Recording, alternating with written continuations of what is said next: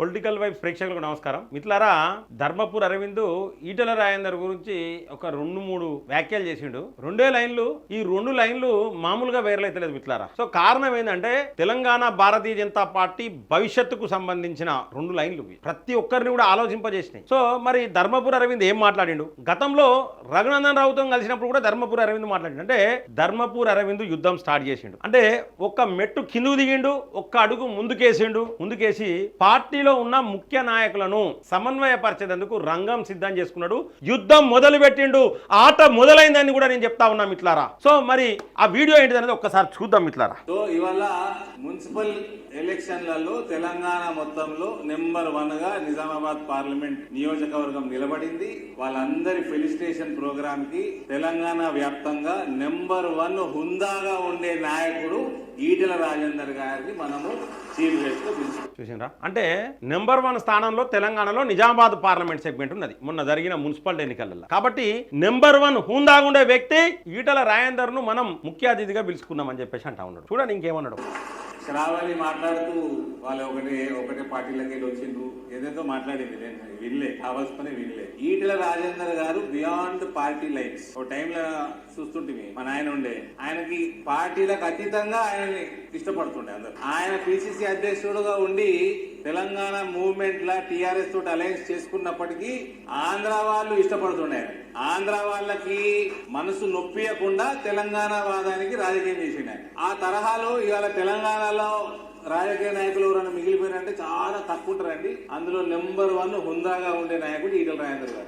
వాళ్ళ నాయన పిసిసి అధ్యక్షుడు ఉన్నప్పుడు డి శ్రీనివాస్ గారు ఉన్నప్పుడు బీఆర్ఎస్ తో అలయన్స్ అయింది. తెలంగాణ ఉద్యమంలో కాంగ్రెస్ అక్కడ ఆంధ్రాలో ఉన్న వాళ్లకు నొప్పియకుండా, వాళ్ళ మనోభావాలు దెబ్బతీయకుండా హుందాగా వ్యవహరించి పనిచేసిన రాజకీయ నాయకులు ఇప్పుడు ఎవరైనా ఉన్నారా అంటే మళ్ళీ ఈటెల రాజేందర్ అంత హుందాగా ఉన్నది మా నాయన లెక్క అని చెప్పేసి ధర్మపురి అరవింద్ అన్నాడు. వాళ్ళని గౌరవించే అవకాశం దొరికినందుకు నిజామాబాద్ పార్లమెంట్ తరఫున ఆయనకు నేను ధన్యవాదాలు తెలియజేస్తున్నాను. ఈటెల రాజేందర్ గారు అంటే ఎవరైతే కౌన్సిలర్స్ గెలిచినరో వాళ్లకు ఫెలిసిటేషన్ చేయడానికి ముఖ్య అతిథిగా పిలిచినారు కాబట్టి ధన్యవాదాలు తెలుపుకున్నాడు. ఇక అసలు ముచ్చట ఇప్పుడు మాట్లాడతాడు. ఇక ఈటెల రాజేందర్ అన్నగారు నేను ఇందాక మాట్లాడుకుంటా ఉన్నాం. మన ఇద్దరం కలిసి తెలంగాణలో భారతీయ జనతా పార్టీని పవర్లకు చేర్చే బాధ్యత తీసుకుందామని మేము మాట్లాడుకుంటాం. చూసిన రవిదారా, ఇది అసలు సిసలైన ముచ్చట. మన ఇద్దరం కలిసి తెలంగాణలో భారతీయ జనతా పార్టీని అధికారంలోకి తీసుకురావడానికి ఆ బాధ్యత తీసుకున్నాం అని చెప్పేసి మీ ఇద్దరం మాట్లాడుకున్నాము అని చెప్పేసి ధర్మపురి అరవింద్ అన్నాడు. గతంలో రఘునందన్ రావు ధర్మపురి అరవింద్ ఇద్దరు కలిసి ఉన్న సందర్భంలో ఒక మీడియాతో మాట్లాడుతూ ధర్మపురి అరవింద్ ఒక మాట చెప్పాడు. మీ ఇద్దరం కలిసి తిరిగితే ఈ కాంగ్రెస్ ఉంటుందా బీఆర్ఎస్ ఉంటుందా అని అడిగిండు. సో వాస్తవం ఇది. సో మిత్రులారా, అందుకే ధర్మపురి అరవింద్, ఈటెల రాజేందర్, రఘునందన్ రావు వీళ్ళ ముగ్గురుని నేను ఆనిముత్యాలు అంటున్నా. భారతీయ జనతా పార్టీలో ఉన్న ఆనిముత్యాలు ఎవరంటే ఈ ముగ్గురు మిత్రులారా. అందులో నో డౌట్ రాసుకోండి. మీరు నన్ను తప్పనుకున్నా పర్లేదు. ఇక ధర్మపురి అరవింద్ నిన్న మాట్లాడినప్పటి నుంచి కొంతమందికి నిద్ర ఉంటలేదు మిత్రులారా, నిద్ర పట్టదు కొంతమంది. ఎట్లా ఇలా జంటను విడదీయాలి, ఈటెల రాజేందర్ ను ధర్మపురి అరవింద్, రఘునందన్ రావు వీళ్ళ ముగ్గురిని ఎట్లా విడదీయాలని ఇక ప్రణాళికలు రచిస్తూ ఉంటారు. మరి వాళ్ళు ఎవరనేది మీరు కామెంట్ బాక్స్ లో రాయాలి మిత్రులారా. సో మీరు కుట్రలు కుతంత్రాలు చేసిన కుతంత్రాలతో ఉన్నా కూడా రేపు పొద్దున భారతీయ జనతా పార్టీ రంగంలో దిగింది, యుద్ధం స్టార్ట్ చేసింది. ఒక్క మెట్టు కిందికి దిగి ఒక్క అడుగు ముందుకేసిన ధర్మపురి అరవింద్ అన్నకు ఒక బిగ్ సెల్యూట్ చెప్తా ఉన్నాం మిత్రులారా. సో మిత్రులారా, వీళ్ళు ముగ్గురే కాదు, రేపు పొద్దున ఈ ముగ్గురు 30 మంది అవుతారు. దానికి ధర్మపురి అరవింద్ రంగం సిద్ధం చేసుకున్నాడు, కంకణం కట్టుకున్నాడు. ఇందులో నో డౌట్ ఇది ఒక యుద్ధమే. ఇక ముందుగా పార్టీలో ఉన్న నాయకులను సమన్వయపరచుకొని తర్వాత కాంగ్రెస్ పైన దాడి, తర్వాత బీఆర్ఎస్ పైన దాడి. సో మరి ఈ 2026వ సంవత్సరం చాలా కీలకమైన సంవత్సరం మిత్రులారా. సో ఈ సంవత్సరం కల్వకుంట్ల కవిత కొత్త పార్టీ పెట్టబోతా ఉన్నది. సో ఈ సంవత్సరం మరి బీఆర్ఎస్ నాయకులకు ఏమన్నా శిక్షలు పడతాయా, కేసులు పడతాయా, జైలుకి ఇట్లా పోతారా, ఇవన్నీ కూడా ఈ సంవత్సరమే తేలిపోతుంది. అలాగే ఈ సంవత్సరం మరి కాంగ్రెస్ లేస్తుందా పడిపోతుందా అనేది ఈ సంవత్సరం తెలుస్తుంది. సో ఈ సంవత్సరాన్ని టార్గెట్ చేసిండ్రు. ఈ సంవత్సరం ఖచ్చితంగా భారతీయ జనతా పార్టీ గ్రాఫ్ పెంచాలి. రేపు పొద్దున భారతీయ జనతా పార్టీ తెలంగాణలో అధికారంలోకి రావాలంటే ఈ సంవత్సరాన్ని కీలకంగా తీసుకున్నారు మిత్రులారా. సో రేపు పొద్దున తెలంగాణలో ఒక కొత్త పార్టీ రావద్దు అంటే మన మధ్యలో సమన్వయం ఉండాలి. కాబట్టి ఒక్క అడుగు ముందుకేసి ఒక్క మెట్టు కిందికి దిగి ధర్మపురి అరవింద్ రంగం సిద్ధం చేసుకున్నాడు. ఆట మొదలైంది, యుద్ధం స్టార్ట్ చేసినట్టే మిత్రులారా. ఇది తెలంగాణ భారతీయ జనతా పార్టీ భవిష్యత్తును నిర్ణయించే వ్యాఖ్యలు ఇవి, మామూలు వ్యాఖ్యలు కాదు మిత్రులారా. సో మిత్రులారా, వీళ్ళు ముగ్గురైనా కాదు, రేపు పొద్దున రాజాసింగ్ ను కూడా పార్టీలోకి తీసుకోవాలి. ఆయనకు కూడా ఎన్నుపోటు పొడిచిన వాళ్ళు ఉన్నారు. మొన్న మాట్లాడిన ఆయన బాధ అనిపించింది మాకు కూడా. హిందూ వాహిని కార్యక్రమంలో వరంగల్లో ఆయన మాట్లాడిన మాటలంటే చాలా బాధ అనిపించింది. ఎంత క్యాజువల్ గా తీసుకున్నాడంటే ఎన్ని నొప్పులైనా చాలా క్యాజువల్ గా తీసుకున్నాడు. ఇక పోతే ధర్మపురి అరవింద్ కూడా మాట్లాడుకుంటా ఒక మాట మాట్లాడిండు.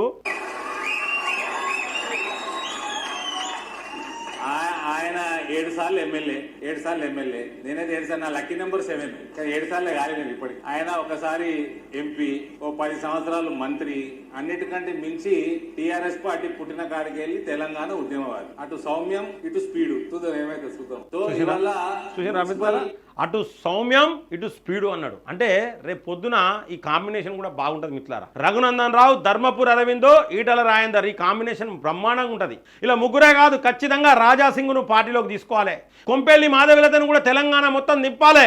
అలాగే చికోటి ప్రవీణ్ ను తిప్పాలి, కాటిపల్లి వెంకటరమణారెడ్డిని తిప్పాలి, పైడి రాకేష్ రెడ్డిని తిప్పాలి, పాల్వాయి హరీష్ ని తిప్పాలి, ఇలాంటి మహేశ్వర్ రెడ్డిని తిప్పాలి, పాయల్ శంకర్ తిప్పాలి. వీళ్ళందరూ ఎక్కడ పోయారు? మీరందరూ కనుమరుగైపోయారు.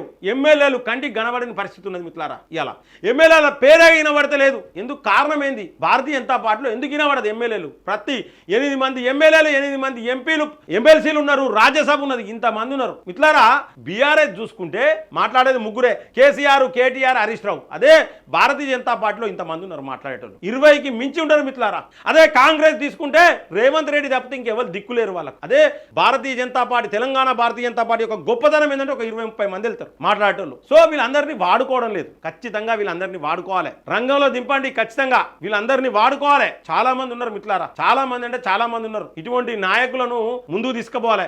ఇవాళ ముగ్గురు కలిసిర్రు, రేపు ఈ ముగ్గురు 30 మంది అవుతారు. ముఖ్య నాయకులు అందరూ కలిసిందంటే కాంగ్రెస్, బీఆర్ఎస్ డిపాజిట్లు గల్లంతే, ఇందులో నో డౌట్. సో మిత్రులారా, ఏది ఏమైనప్పటికీ భారతీయ జనతా పార్టీ, తెలంగాణ భారతీయ జనతా పార్టీకి ఒక శుభ సూచిక లాంటిది ఈ యొక్క వ్యాఖ్యలు. సో మిత్రులారా, మరి మీకు ఈ యొక్క వీడియో పట్ల మీ యొక్క అభిప్రాయం, అలాగే ధర్మపురి అరవింద్, ఈటల రాజేందర్ పై చేసిన వ్యాఖ్యల పట్ల మీ యొక్క అభిప్రాయాన్ని ఖచ్చితంగా కామెంట్ బాక్స్ లో రాయండి. మన ఛానల్ సబ్స్క్రైబ్ చేయండి, వాళ్ళు సబ్స్క్రైబ్ చేయండి, ఖచ్చితంగా లైక్ చేయండి మిత్రులారా. బెల్ బటన్ నొక్కడం మర్చిపోకండి. జై హింద్, జై భారత్.